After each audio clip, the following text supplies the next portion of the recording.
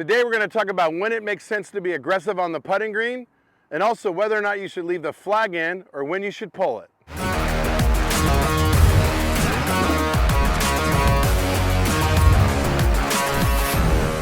All right, so we have two putts here on this putting green out here on number 17, and I just want to kind of walk you through what I do when I play professionally, when I play for fun, how I approach whether or not I'm going to pull the pin or leave it in, or whether I'm going to be aggressive with a putt or I'm going to be a little bit more safe.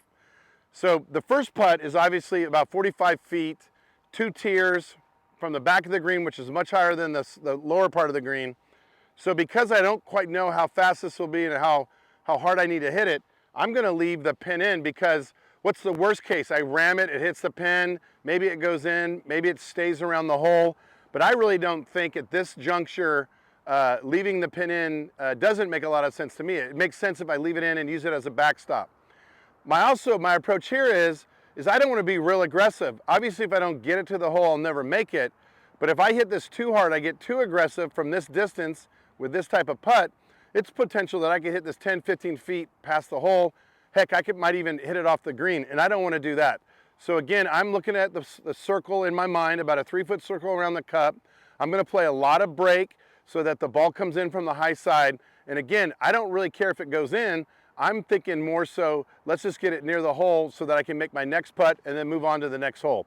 This is what that might look like.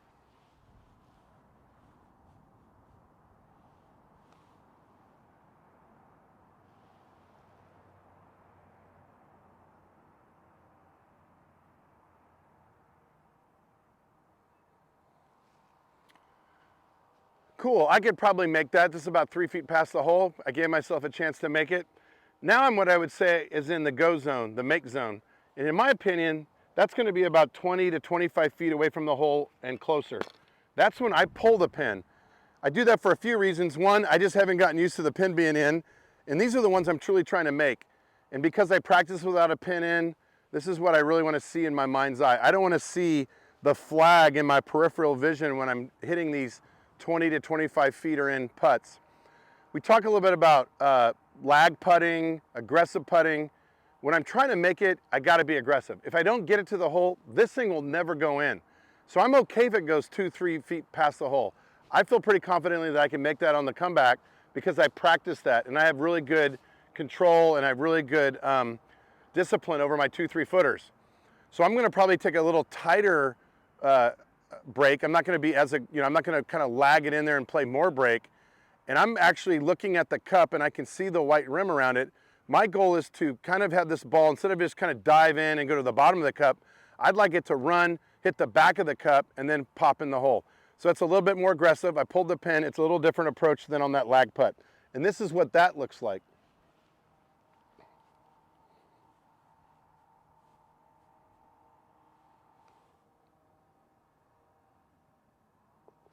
Woo!